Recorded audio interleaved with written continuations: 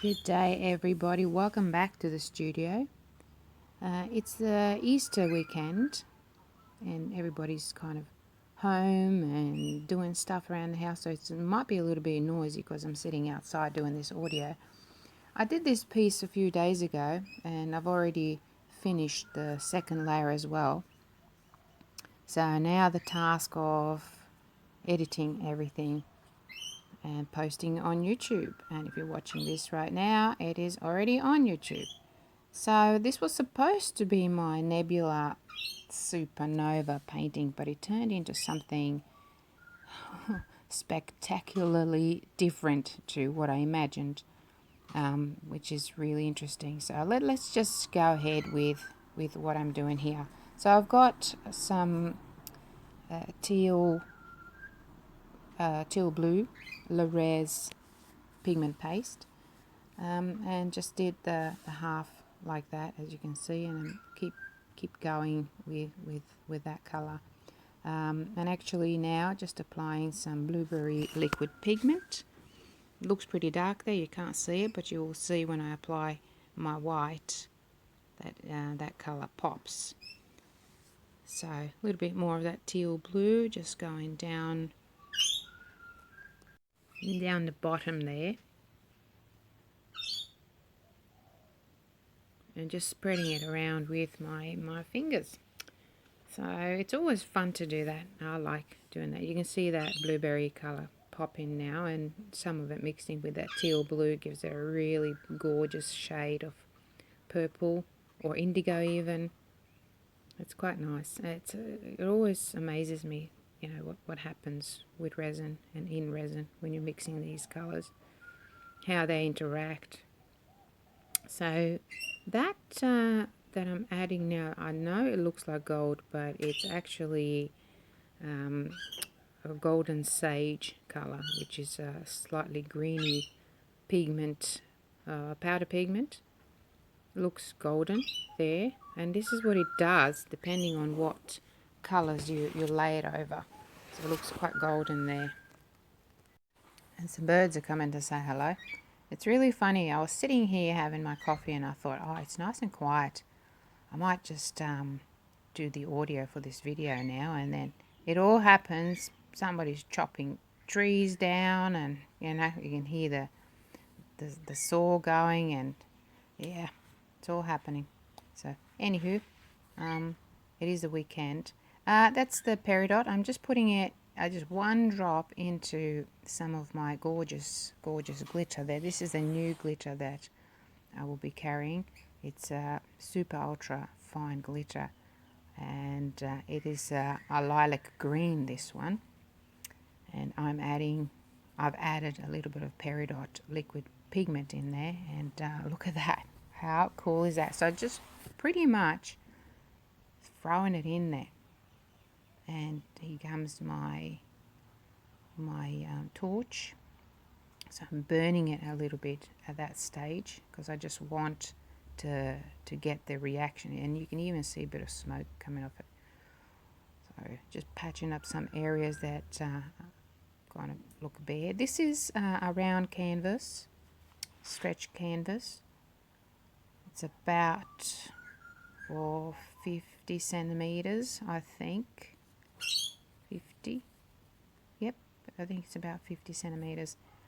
And now I've got my heat gun, and I've really gone to town with this heat gun. I just really got into it. I just wanted some movement and effects.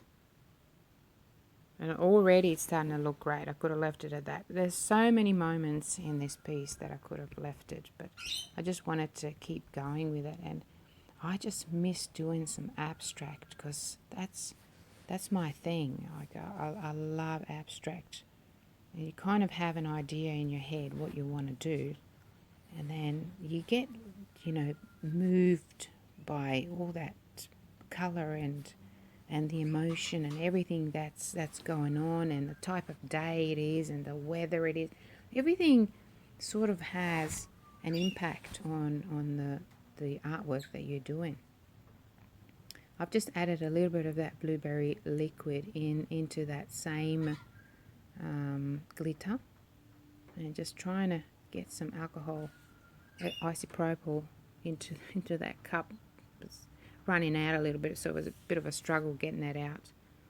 So I just wanted a slightly different color glitter, and I'm just layering really these colors and glitters one over the other, just creating lots of layers, and you probably can't see a lot of it here, and it is a real shame because everything is kind of two-dimensional on video and photos, but the outcome of it is just amazing.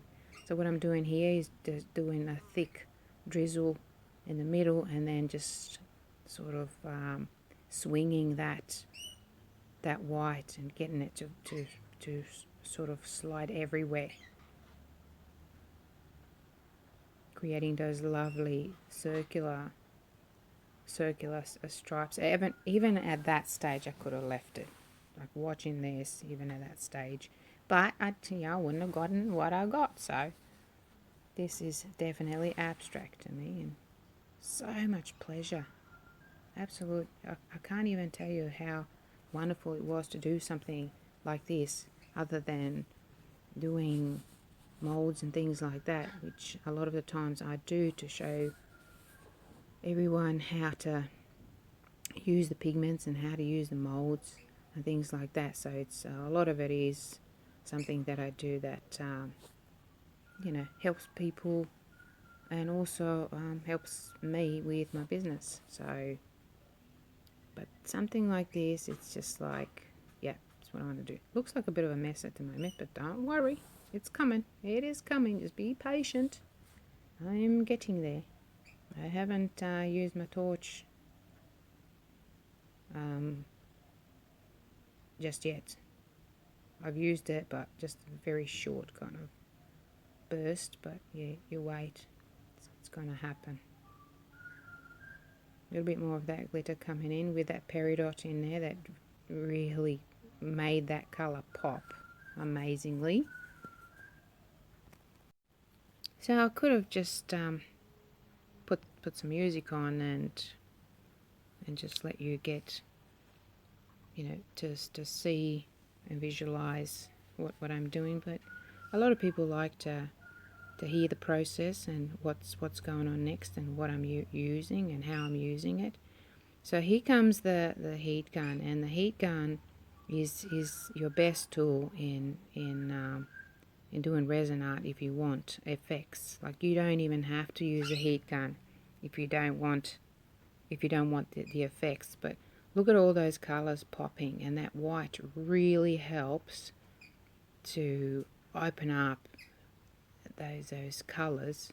So I'm just going with it, and it started to fume a lot, but that's when, even though this is a non-toxic resin that I'm using, platinum art coat, but still those fumes are toxic, because when you're burning anything and you're breathing that stuff in, that smoke in, the fumes in, it is very, very harmful to your body.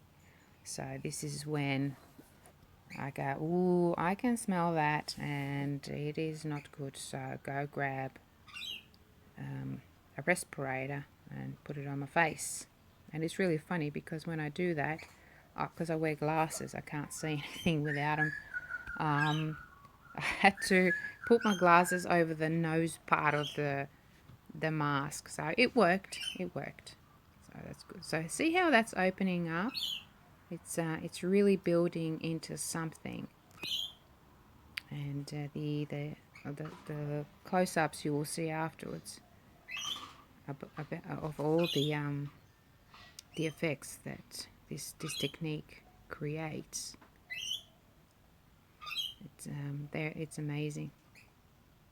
And I love using resin that allows you to work with it for a long time, and I love working with a thicker resin, because I don't want my colours running off. I want them to be quite, obedient and stay there until I decide to move them the way I want to move them.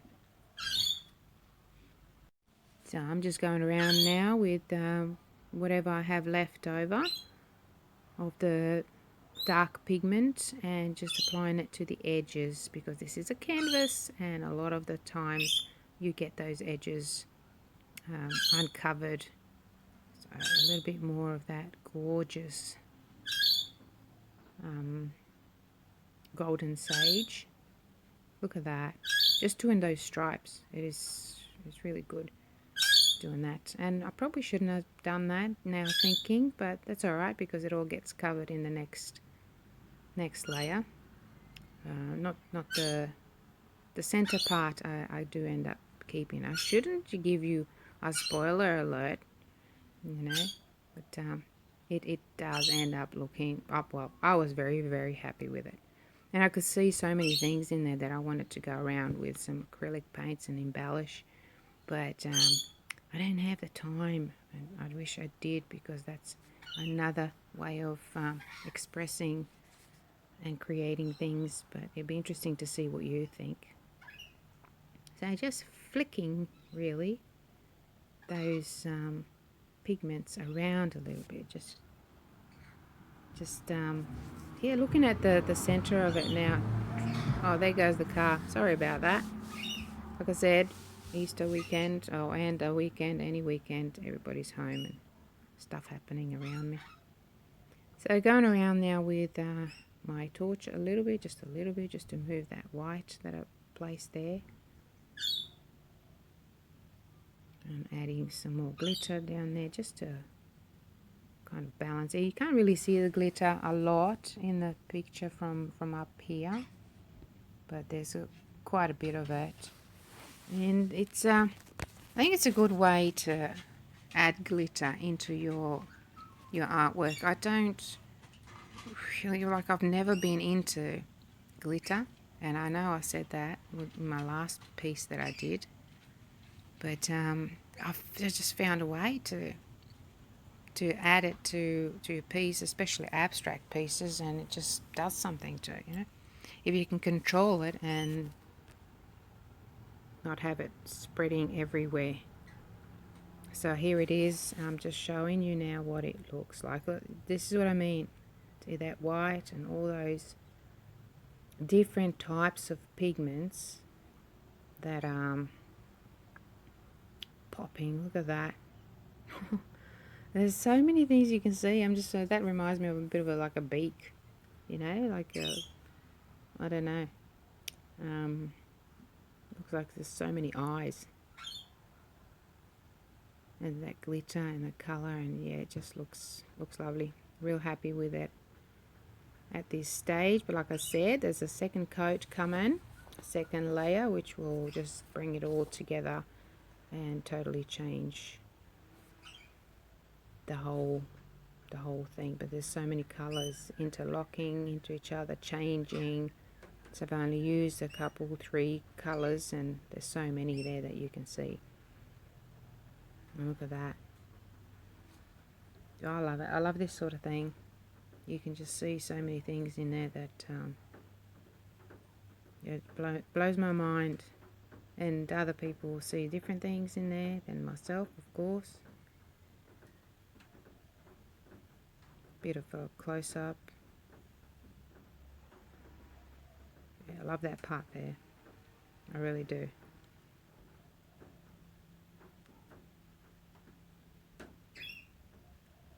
So anyway, I really hope that you enjoyed this and that you'll have a go at doing some abstract. There was a lot of techniques used in here, and just, I don't even know. Technique sounds like such a strict word, in a particular way that you do things, but it's just like going with the flow and just using whatever comes to mind. There it is. You can see that I really like it. Some photos now. So if you liked it, give us a thumbs up. If you're new, please subscribe. It does help my channel grow. And I'll see you again in another video, guys. Bye.